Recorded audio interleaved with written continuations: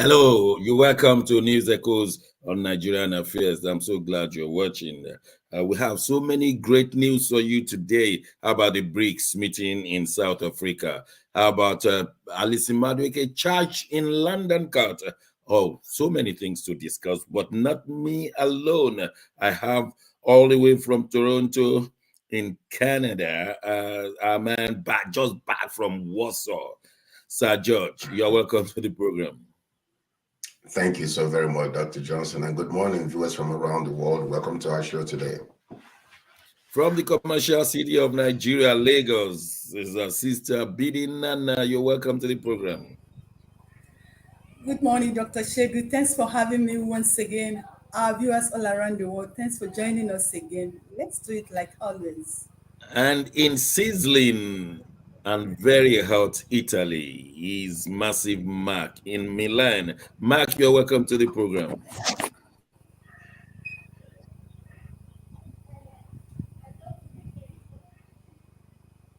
Mark, we can't hear you.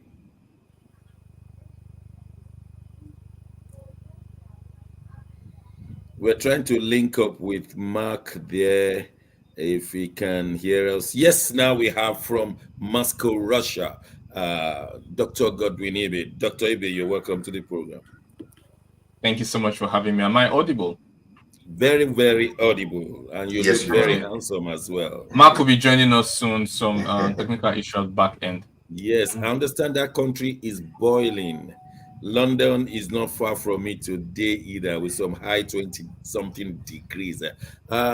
George, how is Canada? Is it boiling?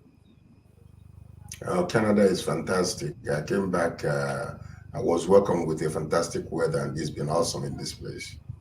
Okay. Bidi, we don't need to ask you the temperature in Lagos, do we? No, our temperature is good. We're okay. We don't have issue with the temperature. You know, Nigerians are blessed with temperature. Yeah, okay then. It's just that it's money we don't have. Okay, we understand that Brics are meeting in South Africa, and that is the greatest news all over the world. The Western world is watching more importantly than any other person, because there is going to be a challenge to the status quo. Now, many of us recall that Brics mean the Brazil, Russia, India, China, and South Africa. Now they have 40 developing nations with them, all begging to join Brics. Let me first of all give this story to Dr. Ibe. Maybe you know more that is happening there than me.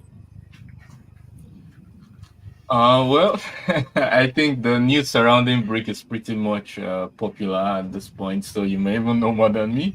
But I can give you some tidbits about what the latest updates from the meeting and how we perceive it over here. First of all, we understand that Brics is pushing for multipolarity.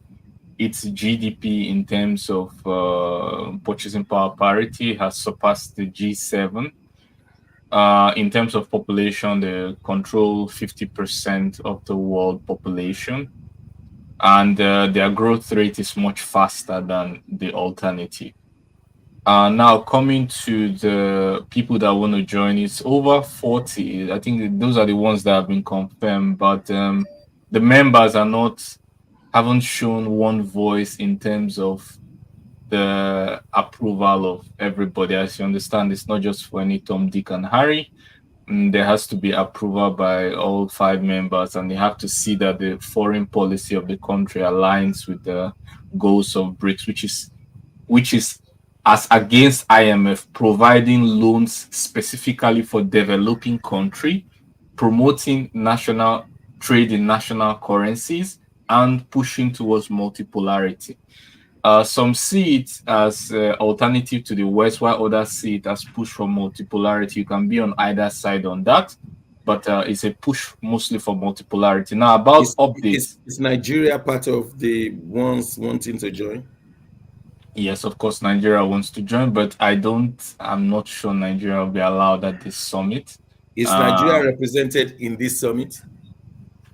No. It's a summit for BRIC members. Nigeria is not represented. Nigeria is not invited yet. But we'll see how it goes with that. I'm more concerned about Nigeria presenting its Nigeria about going to war with Niger on the behest of it doesn't really seem like the right time to talk about that. But let's talk about some of the updates. Within BRICS, the Uganda High Commission says Africa has a real voice, which it has long been deprived of. That's Ugandan High Commissioner. British President Louis da Silva and BRICS New Development Bank Chief Dilma arrived in South Africa. South Africa Bank backs expansion of BRICS membership. What else? Russian president is represented by the Foreign Minister Sergei Lavrov, who has arrived in South Africa. What else? South African President Ramaphosa received the Chinese President Xi in Pretoria as part of the Brics Summit. And what else? The chairman of SADRC Chamber of Commerce says that all country really needs the DRC. We're talking about the Democratic Republic of Congo. President Putin made an opening statement, yes, which is well public at this point. Economic contribution of BRICS states is significant for global economy. That was said by Juan Kele Mene. BRICS establishment a testimony to the realization of Africa's development. That was said by Mikatekiso Kubaya. BRICS country discussing common currency to shake dollar dominance. That was said by the Russian finance minister. And of course, the Saudi foreign minister has already arrived Johannesburg for the BRICS summit. President Putin will also inform BRICS participants about the priorities for Russian presidency in 2024. So there are lots of updates. Okay, let's hear some analysis on this one.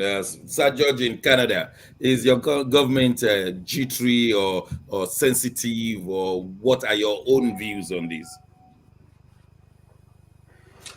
Well, I mean, we're coming to the time in our world today where, like what Dr. Ibe was saying, multipolarity and the possibility of, one nation dominating others and controlling things their own way might not be the most acceptable way of living these days. So what we're seeing is actually basically because of what I call a political contest or war dominance contest between Russia and United States of America. This is coming to the point where it's a level ground for everybody to participate, and the reason being that the countries that were dominating before, and some countries are waking up and saying, thus far no further. We cannot be allowed to be dominated anymore by these countries where we have choices. So it's good that we have choices, but also we have to be very careful because the countries that are leading this particular pack right now don't have that much good, what I call good history behind them. So that's why it is. And Dr. Ibe was saying that Nigeria wants to join. I don't know where he got that from. There has never been anybody that came out to say that Nigeria wants to join. There has. But I'll quote it later. Who says so? Okay. First of all, somebody else. Yeah, government official. Yes, of course. That's the ambassador of Russia ambassador of Nigeria to the Russian Federation. He made it very clear that Nigeria wants to be part of BRICS. Okay, it will have been this was coming from the government in Nigeria or from his own personal opinion, because I haven't had any. He's a government official, of course. He's a government official. Yeah. So. Well, the reason why I'm saying what I'm saying is that most times people make statements based on fear or based on the status quo within the where they are. What in the world is going on? Okay, thank you, George. Okay. BD, why is your country not interested the reason why in I'm saying Russian that. to join? Besides the point, I think it's a. Go ahead. I was just asking BD. Nigeria doesn't appear to want to rush. Is it a kind of political decision within the political leadership, or Nigeria does not have the wherewithal?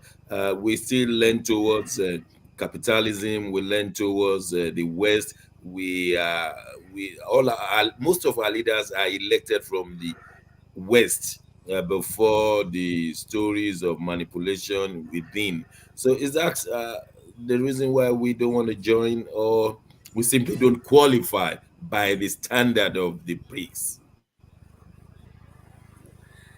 Why they've not joined? I wouldn't say they. I wouldn't use the word they don't want to join. Why they've not joined? It's obvious.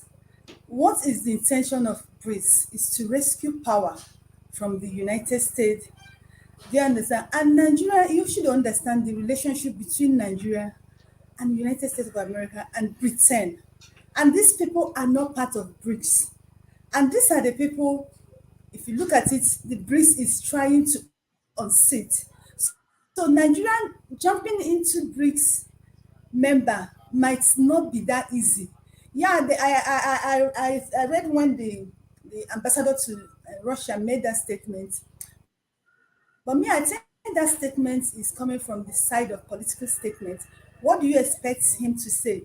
He's a Nigerian ambassador in Russia. He should say something to his master, at least to soften his stay in Russia.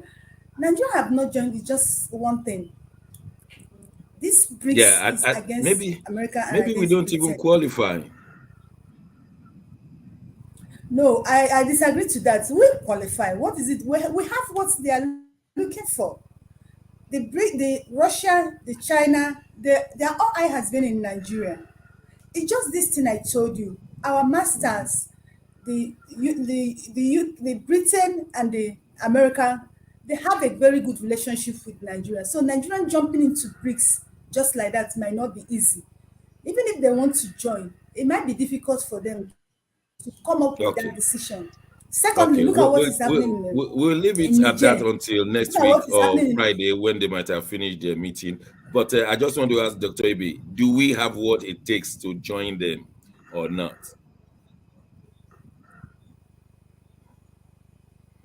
Unmute yourself, please. As a potential, yes. As a strategy, no. Because as you quite understand, one of the criteria is I've mentioned the criteria, the Yeah. priorities for BRICS, and Nigeria don't seem to be going there along. You know, in geopolitics, there's nobody who doesn't want to be part of it. It's a flat out lie. Like in geopolitics, it's always better to be inside the room than outside. There's nobody who wants to be outside the room, so it's never happened. So I believe that Nigeria wants to join, but when they see the right signals, then they will publicly declare it. When they see acceptance signals, they'll publicly declare it. Okay. We will not flog it today. There will be occasions to flog it. We have from Milan, our man Mark joining now. Mark, are you okay now? Unmute yourself. We can't hear you. Unmute yourself.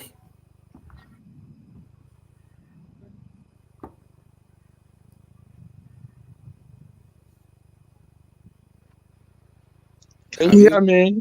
Yes, we can hear you now. Yes. So how are you doing now? Oh, so I'm sorry for all this. This is what happens when you have our weather condition very, very hot. We are melting here in south. Global warming. Yeah, this is it's real serious. So gadgets. I have experienced it. Honestly, I have experienced it. Yes, my gadgets, telephone machines. just collapsed and says yes, encoding machines and everything we use for work is not running smooth. So we're praying that the August season we come over it and get into September. Now let's talk about it. Let me give a little about the BRICS thing. Yes, Dr. Sir George, Nigeria has expressed interest to join, and that is because, like Dr. Ibe said, you don't want to be left out in any geopolitical arrangement going on. Nigeria fits in. Nigeria is actually, in fact, that we are expressing to join at this point in time shows we really don't understand this how things run. Nigeria should have been in the initial founding members of the BRICS, but sadly we didn't. We couldn't make the cuts. But we've expressed our interest to join, and they are looking seriously into Nigeria more. There are other countries there. There are Iran, Belarus, Saudi Arabia, and other countries. But Nigeria is a focal member if it joins, because take note of how we stand in Africa. So the BRICS going on in South Africa now, and a lot of events are happening. And to be honest with you, the BRICS seems to be a new organization that might take over every other geopolitical organization in the world, because it has key members, and they have an arrangement that's really interesting. That arrangement is people are not coerced, people are not forced into getting into any business or whatever it is. Rather, they are there to help each other, and that's what the world is looking for now. We're tired of these organizations that just impose themselves on people and compel people to do things that are not humanly possible. The resources of weaker countries. Siphon the resources, Dr. Segun. Thank you very much, Dr. Segun. Thank you, George. Thank you. Yeah. Everything you have said, we will just take it with a pinch of salt. Not that we're going. Yeah, let's take note of our a viewer from Kathmandu. A viewer from Kathmandu, Nepal, is saying, yeah, he's greeting us from Kathmandu. Okay. Route. Hi from Kathmandu. But Massive Mark, you've been following the story of the former Minister on Petroleum, Mrs. Alison-Madueke. She has been charged with bribery, as simple as that, bribery in a London court. Yes. And they are going to court on the 2nd of October. Please tell us more. Yes, a very strange thing there, Dr. Segun. But first of all, we're looking at why is UK taking the charge? Why is the UK taking this charge on her? Yes, former Petroleum Minister Tanzania Alison-Madueke, 62-year-old Nigerian woman, abused her power as a Nigerian minister. The allegation is that she abused her power and she accepted financial rewards. She forwarded also some bogus $1 million contracts. And the British police is saying yesterday they came out and said they are charging her for bribery offenses. Now, take note also that she's been living in the UK for some time now. She lives there in London, West London, and she's now expected to be in court by October the 2nd. October the 2nd, 2023, Madueke Alison will be in court to answer charges of bribery. Remember also that as she served during Jonathan Goodluck's tenure, there were so many underlying activities going on that did not have any record on. So what these British people have done is they've gone on the ground to get some, to do some investigation. They called it complex international investigation. Complex international investigation. An organization called the NCA is the head of that organization, and they did a lot of underground check on the woman, and they found out that she did so many ills, so many, Dr. Segun. About 100 million pounds in cash. Thank you for that presentation. Let's hear from our other colleagues. I'm so happy that you have presented it well. From Toronto, Sir George, why did they leave it so long? 8 years through Buhari. That's my question. That is my question. Why now? When you have known all these things for many, many years, you never brought it up. You never said anything. You have frozen her accounts. I am not in support of her. I think she should bring back our money. Everything that she stole must be moved back to Nigeria. But why is Britain now coming after her after many years? All the through Buhari tenure, nothing happened. Even Buhari, who is the master, supposed to be the pseudo master of corruption fighter, They left it all through until right now, and they're going after her. I believe there is some insidious strategy that UK is taking. They want to take that money because they have frozen that account. So there is a reason why they're going after her right now when they have left it for 8 years and never said anything. All of a sudden, they're coming up with all these things. They've known this for many years. Who bribed her? How come they did not know about it from the very beginning? Who benefited from all those things that happened to her? So anyway, sometimes countries are doing certain things they're doing, but the underlying factors behind it might not be well known. But I believe there's something. I don't think we're fools anymore. We are not fools anymore. We too we need to challenge some things. BD, in Nigeria, is this taking a front page place, or we are just the only ones shouting diaspora? It's the main story in Nigeria since 2 days now. It's the main story. Everybody, the woman has the way of pulling attention. It's what all the media houses are talking about, what everyone is talking about, all the social media is talking about. Like a Massive Mark said. Now, I want to ask, why the British, why are they charging her? Is it their duty to charge her? That's my question. And now, second, even if they should charge her, do you know when this thing happened? That was in Jonathan regime, and Buhari has ruled us for 8 years and left. So there's something behind this thing that is just coming up now. When Nigerians were shouting that this woman took their money, all the newspaper, everything, what did they do? They kept mute. They did not do anything. All during Buhari period, they kept mute. Why now? It means there's something we don't know about these charges in the UK government. It's not in their place to charge her. If they should charge her, of course she should be charged, and she has been charged. It is the duty of Nigeria. Remember, we are a sovereign country. Now, talking about this, we have a lot of Nigerians who have stolen the money of Nigerians, have houses in. Why have you not charged those ones? Just about a few months ago, it came up that Tinubu's son bought a house that was in dispute. What did they do? They turned a deaf eye and deaf ear to that story. They didn't say anything till now, which means this thing, there's something like I call a witch hunting. Yes. Maybe they call it selective justice. They select who they want to have justice. Selective justice. Not even selective justice. No. I think it's witch hunting, not even selective. This is witch hunting. Well, Nigerian government. Why are they witch hunting her? Why now? Is it now she why committed will they that crime? witch hunt? Why are they When witch now? No, excuse me. Is it now she committed? When Nigerians were shouting, going, why didn't they send her back? Why didn't they stand up? Why now? That's what I'm asking. Okay, Yes. Dr. Ibe. But they have all these billions lodged in their account, they can be using to do loans and everything and make massive profit out of it. What would you want them to send her back? What will happen to the money now? Dr. The money Ibe, will go back to Nigeria. Why does the Nigerian government disgrace itself?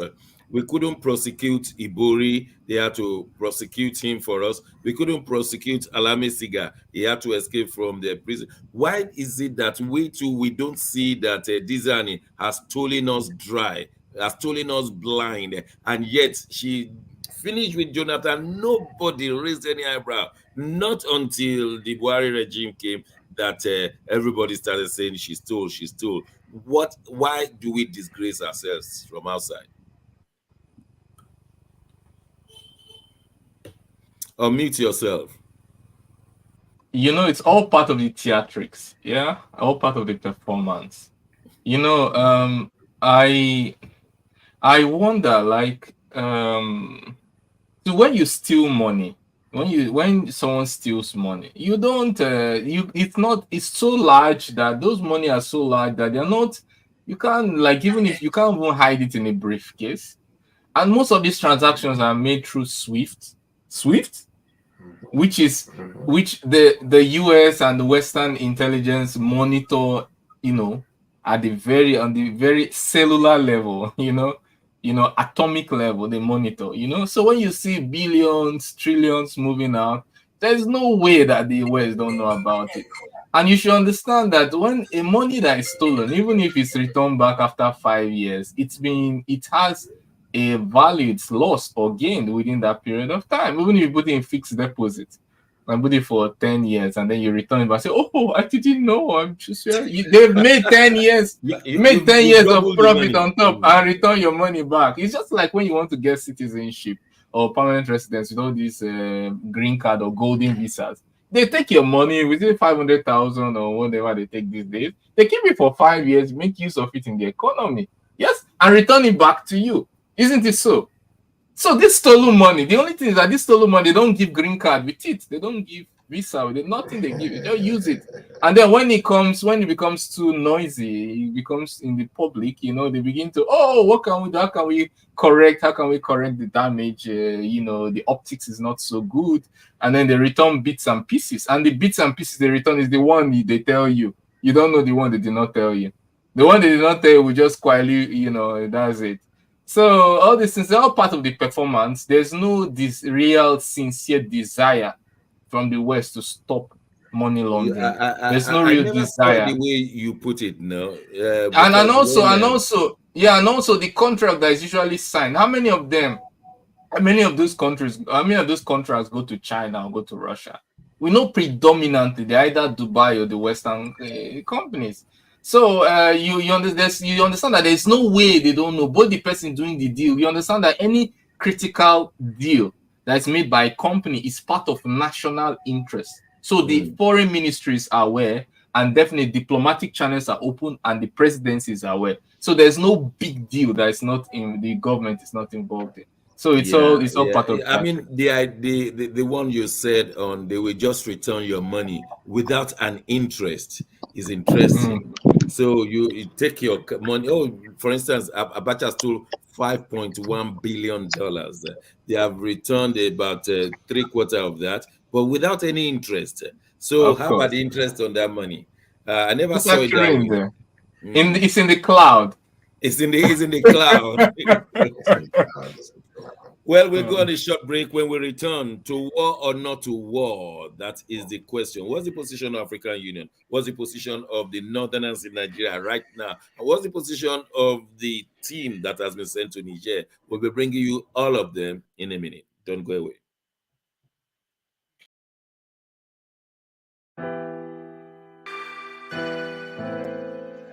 Schengen Story magazine is an African international bi-monthly magazine based in Milan, Italy. Schengen Story magazine is an African international bi-monthly magazine based in Milan, Italy, and founded in 2016.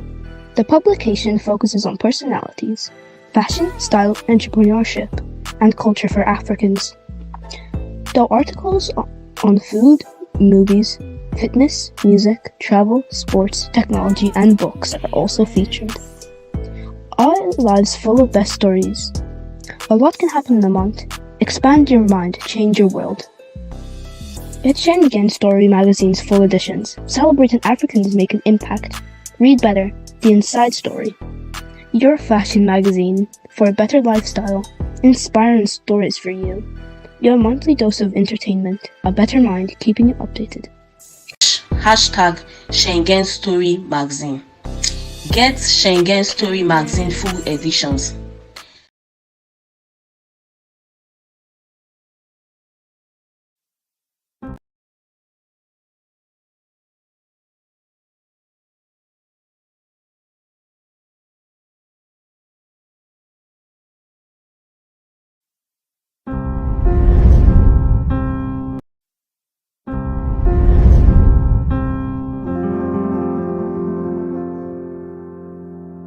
Alright.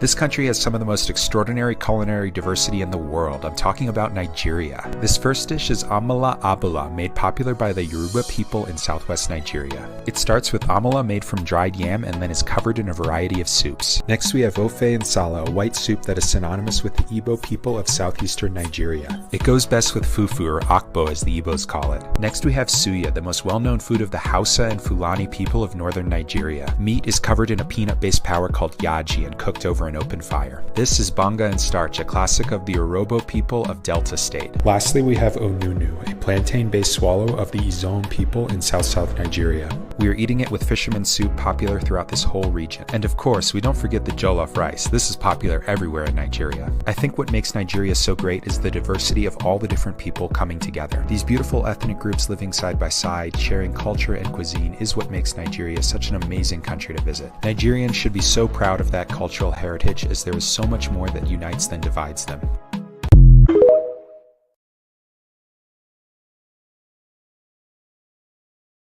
Thanks for staying with us. Still the news echoes on Nigerian affairs. There is a summit coming up, and many of you have been asking us, how do we give money internationally to the BD's World Account?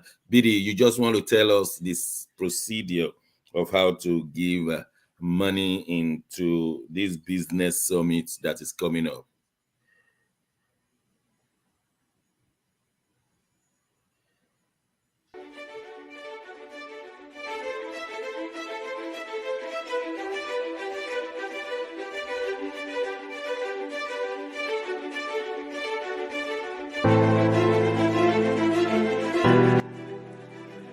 Hi there, I'm Mary Keurig, and I am a businesswoman in the United States, but I'm also the Global Content Vice President for the Sub-Saharan Open University in Nigeria.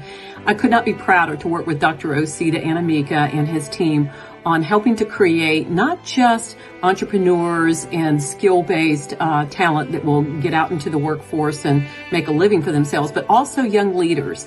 And to that end, with this integrity-rich university environment that's accredited now, and it's just an amazing opportunity for anyone there of any age to jump on board and learn, we want to let you know about a new offering that we have. We have a global governance and diplomacy course now provided by a whole team of people that crosses several.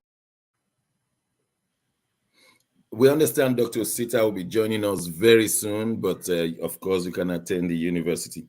Yes, BD, I was asking you, how do we give into the international account? It's easy for you to donate for this cause, because we truly need you to be part of this, not just for this world, but for these physically challenged people, for us to help them get a better life through their business. They have actually tried, but we need to help them. You can donate in dollar, you can donate in pounds, you can donate in euro. It makes it easier for you to donate from the comfort of your home offices.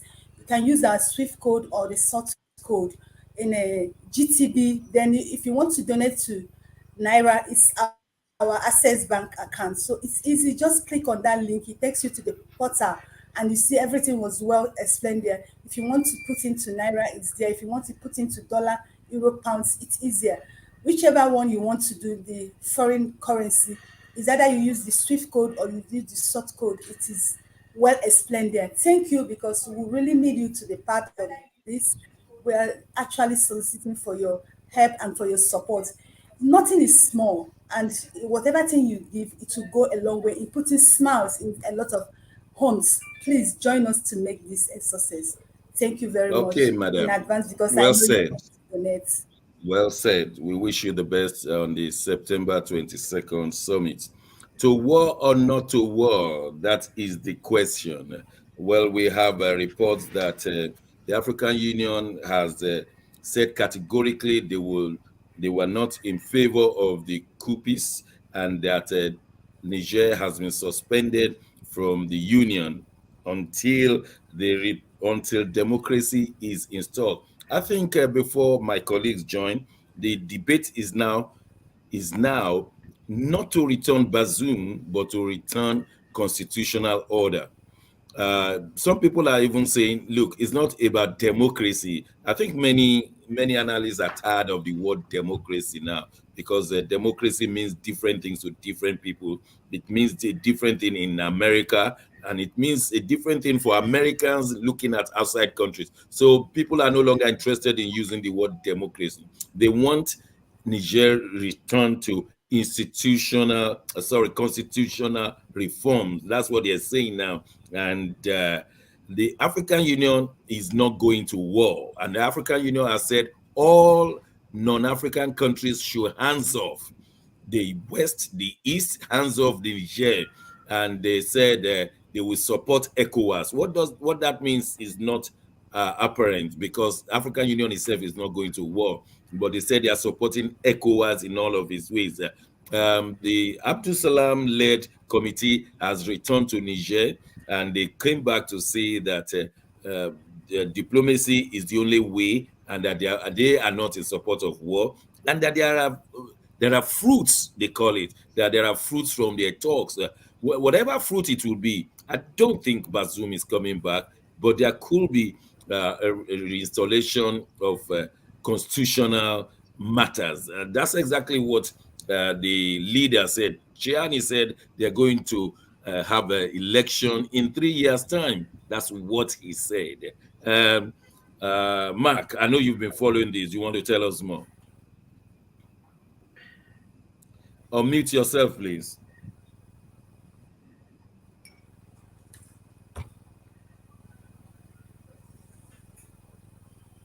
We can't hear you.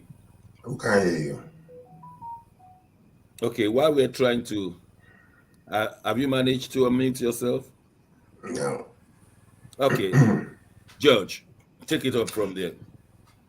You know, one of the things that is very interesting, African Union comes out and say, oh, we are, telling them they're not going to belong anymore. We fired them from our membership. These people are not interested in that. And the question has always been, no, they're not interested.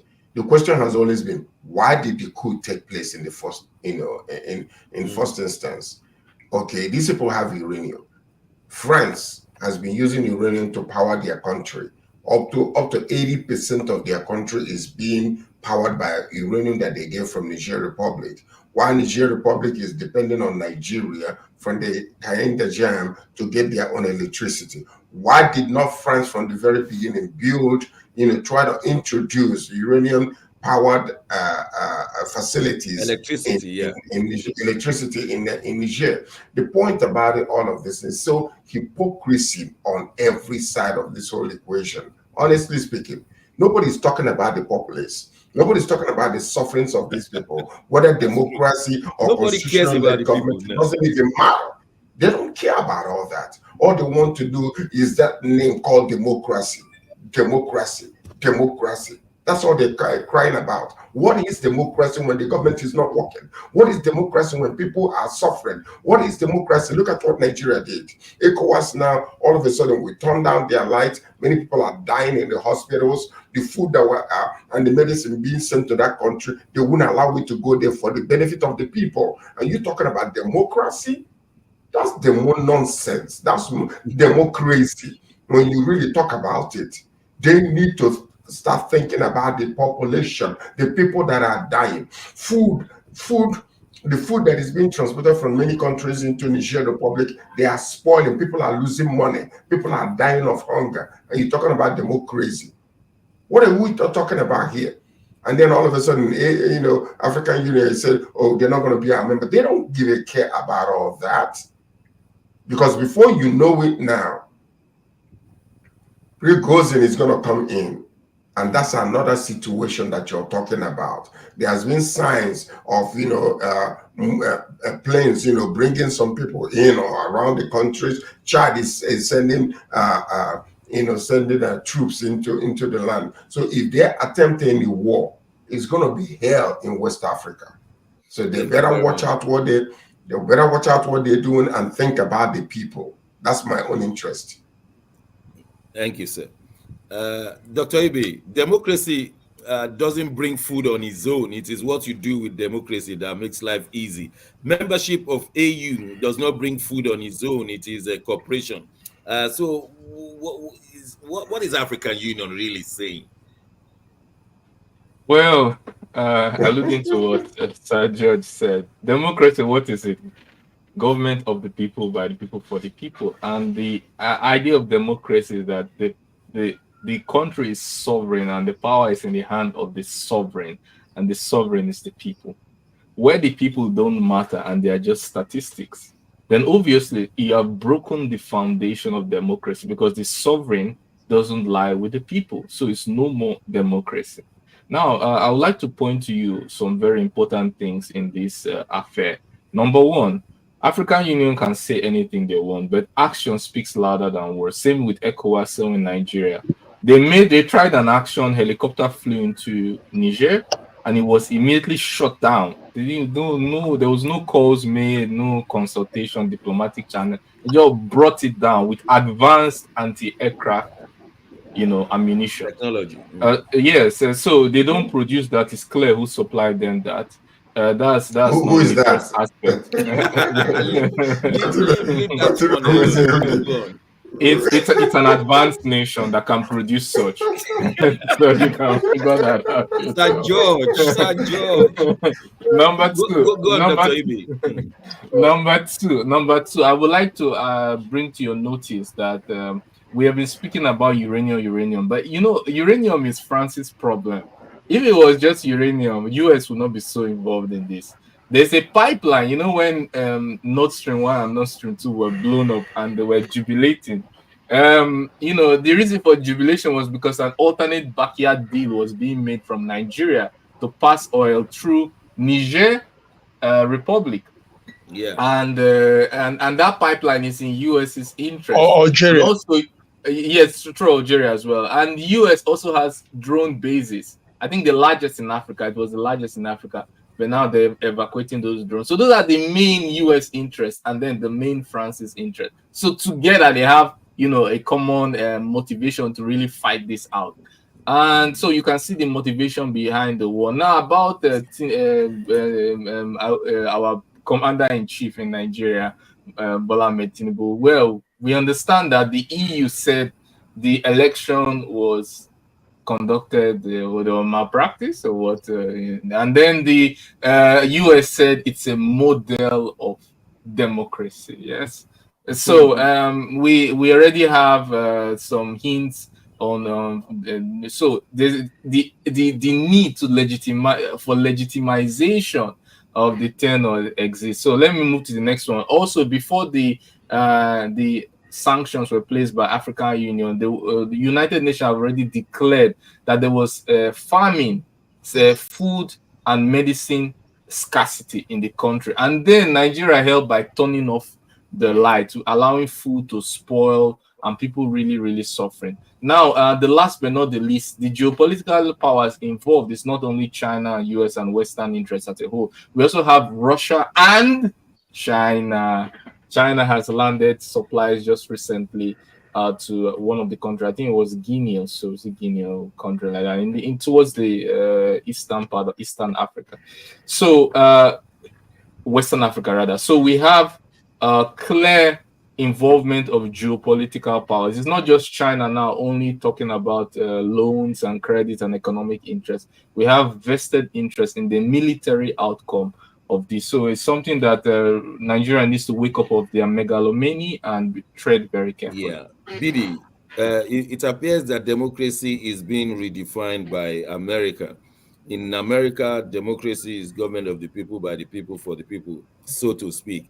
But in developing countries, it appears America is defining democracy as government that does the will of the people of America. That's how it appears. If they do the will of America, then that's democracy, whether it is military or not. It appears that's the only way now. Is that why we're having this problem in Niger? Of course, that's why we're having the definition of democracy in Africa is the government of selected few to aid the interests of their American and their past colonial masters. That's just the definition of it. Now, what I want to say is this: African Union, ECOWAS, they should be careful. The thing is that what I've seen in what is happening in Africa now is that these people just stand up and they speak. They don't analyze what they're saying. They don't weigh the immediate effects and the long-term effect. They just stand up and they talk. The African Union have said they suspended Niger. Now, ECOWAS said that the next thing is to use force. If they exhaust all the tactics, that the next thing is to use force. What African bodies are doing is to weaken their relevancy in Africa. And they are giving China and Russia more power, drawing them closer. That's just what they're doing. And they should be careful. I'm telling you. Because the thing, like Massive Max said, I'm so surprised that you call yourself African Union, you call yourself ECOWAS. Your interest should be to protect the interests of Africans, to protect the interests of Nigerians. But none of you are even showing interest in the lives of those people. What you people are interested in is to restore power and keep doing your bid. Now, my question is this: doing your bid for who? For you and for your colonial masters. That's too bad. Let them continue. But like I said, they are making themselves look irrelevant in Africa. Watch how it's going to play out. And they are drawing Russia and China more closer to get more involved in Niger and Africa as a whole. That's just what I see from one power to the other. Massive Mark, we hope you can talk. Very good. We can hear you. Yes, sir. The African Union is a governmental structure. And like all my colleagues here have said, nobody is talking about the Nigerians themselves. Look at Nigeria. It has stopped electricity, has stopped food from going there. And they're not punishing the leaders. They're punishing the Nigerians. And I'm shocked that the Nigerian government can do that. Really, really shocked. Is that the way to go? That's not the way to go, Dr. Shegun. Dr. Shegun, let's go back to African Union. Take note that this present-day African Union organization was reconstituted in 2003 the year 2003 by then Muammar Gaddafi. Now, what we had before was OAU, which was inaugurated in the 60s, late 60s. But that was disbanded because they didn't live up to what their aims and objective at that point in time. The OAU was initially arranged by the then President Nkrumah of Ghana and some old nationalists back then. So now where I'm going at is AU is not helping issues. They set up this AU, this present African Union, to help the African countries, developing African countries. And like George said, and everybody have said here, Africa is in deep mire. Africa is in deep squalor, poverty, and suffering. And these so-called organizations that should be a source of alleviating the life of the African people are the ones now making it hard for them again. So you wonder why they will inaugurate these organizations and they don't live up to what they are supposed to do. So AU said everybody should cut off from Niger. Everybody will not have dealings with Niger. Now that's not the way to go. That's a country. That's a country that wants a life for their people, for their self, and they want a life that the West doesn't seem to want them to have. So why can't AU, so-called AU, stand up and say, listen, this is our people. These are our people. We see what they are going through, and bring a new kind of arrangement and negotiation on the table instead of abruptly cutting them off their means of survival. You're all talking of the light, electricity going off. As of this morning, checking the news, there's strong sickness in diseases and sickness in Niger. Little kids are now dying out of no health facility, no food, no water, no clean water, and all these things we don't want in Africa again. So, Dr. Shegun, it's a sad thing. Yes, Abdulsalami, the man that was sent to negotiate with the junta in Niger, he's back and he said, nobody wants war. the talk was fruitful. But those things are empty words, because just after his arrival, AU now gave their own sanction. Other people are coming in, but let's see how these BRIC nations will come to the aid of the Nigerians. Sorry, can I add something very quickly? Sorry, I want to add two things. The first one is that the most of the deaths are actually coming from patients dying in the hospital because the electricity was turned off. That's what they said. That's it this morning. Yes, that's it this morning. It's very unfortunate. Secondly, the logistics is being negotiated. Russian military arrived, I think, Liberia. The battle, the war, if it eventually comes, to be a battle of logistics, because everyone are now setting up logistics supply of weapons to Niger. Now, Sir George, ECOWAS will lose its relevance if there should be war, because for the first time, Nigerians' importance in West Africa will be reduced if it is to be intervening in government. And many countries within West Africa may say, look, I don't want to be part of ECOWAS again, because they're not banned to be part of ECOWAS. So that if ECOWAS is going to be telling us what to do, then we don't want to be. Just like the International Court of International Crime Court, you don't have to be a member. United States is not a member. And African Union too may lose membership from this and say, okay, we are not part of AU anymore, because if we are part of you and we have challenges in our country, instead of you to help us solve it, you are helping us to expand it. In fact, bringing your own position on us. Is that not a likelihood, Sir George? Well, you see, what BRICS came up because of what? Yeah. Necessity is the mother of invention. And if ECOWAS continue to do this, you're going to see a break from some of these West African countries. They will form now something like BRICS that will compete with ECOWAS. I'm telling you, it's going to happen if they're not careful. And that's where we're heading right now. Because you already see some of these other countries that belong to ECOWAS, they're sending troops to Niger, ground troops to Niger. What does that tell you? They are already in conflict with the decision being made by ECOWAS leaders.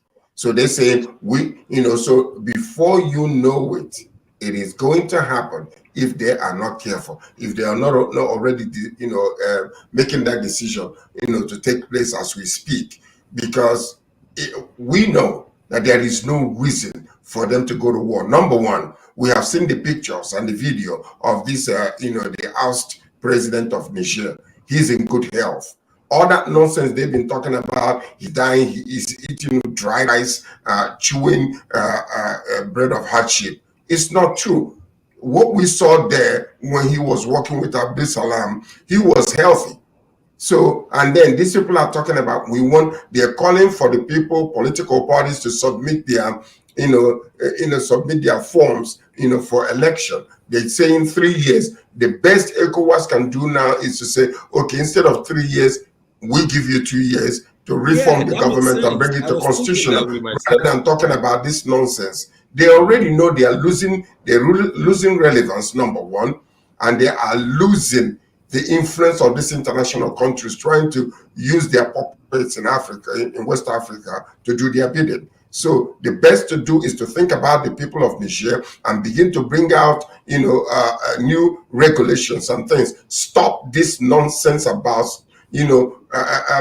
restriction of food and the light to this country, because you know what's going to happen? These people now will turn around and build their own dam, and if they build their dam, Nigeria is in serious trouble. They've started building their dam, actually. Watch and see what's going to happen then. If they do that, we're in trouble. Big trouble. It may be the end of African Union as we know it. Because the League of Nations, that was the international organization that preceded the United Nations, died because the United States of America refused to be part of it. It couldn't contain the Second World War. And so is this the beginning of the end if AU can see far, Bidi, quickly? Of course, now that's becoming their end. And this particular thing, look, let me tell you, if they are not careful, this is going to divide Africa more than we are even divided now. Of course, it's going to end them. except they make a U-turn now and do things Dr. rightly. Ibe as well. Africa itself is divided within. We have the Arab Africa. They don't even see themselves as the sub-Saharan Africa. So if certain countries like Mali, Niger, Burkina Faso, all of them now coagulate and say, look, we are forming our own association, is that not the end of AU? It's the end on many fronts. First of all, sorry, just a point of correction. When I said Liberia and as a logistic hub, I meant Libya, not Liberia. But the Liberian president has come out and said that we dare not condemn military coups. We do not condemn institutional coups, which in the name of democracy. So he's alluding to the Western control. Thank you for the correction. Now, if they say dam, if they erect their own dam, NEPA will seize light, but not in our homes, in the headquarters. Because the dam, if you understand the construction of dam and how river flows, yes, so there will be seizure of light at the NEPA headquarters, and also, they will lose relevance basically because there will be alternate, especially the Arab-speaking countries, from the east to the West Africa. Mark.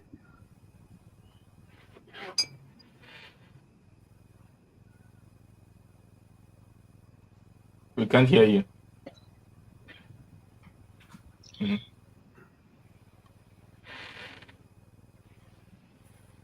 Mark. Go ahead, Mark. Can you hear me? Yes. Yes, we can. So I didn't hear the question, Dr. Segun.